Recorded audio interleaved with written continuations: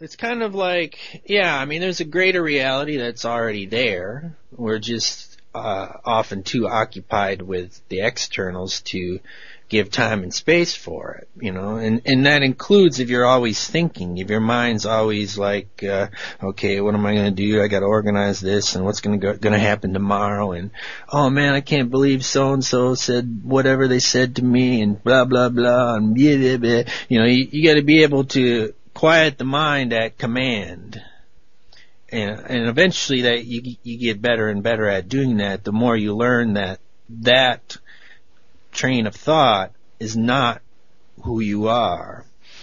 And further on the deconstruction of the mind, we start with where we are. The road to the source lies back through the path we took to get where we are. So, let's say you're in a certain kind of a job or whatever. Well, maybe look at all the circumstances that led you to that job. Some people might be exactly where their heart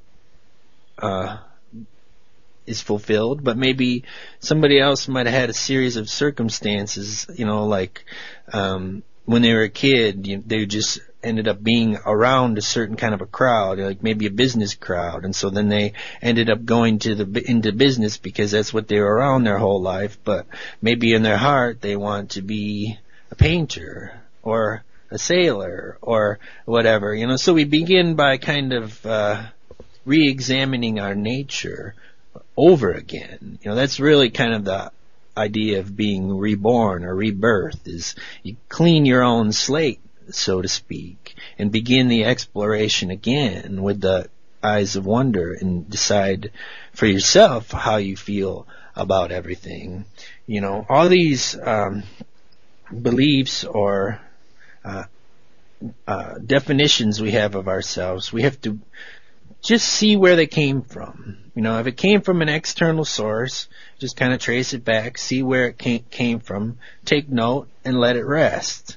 And now henceforth make your decisions based on the new condition. But then as we go through, as we're observing the mind, and each of these things come up, and we no longer believe them to be ourselves, and we see where they came from, let them pass through one more time and they become settled. But then as we do this again and again and again, now we're starting to make space, like you said, cleaning the temple.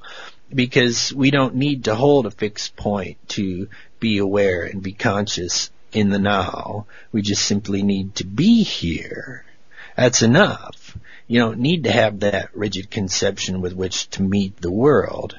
And over time you get better and better with rolling with that and maintaining continuity with yourself. See, that's kind of the beginning of that soul coming into the body.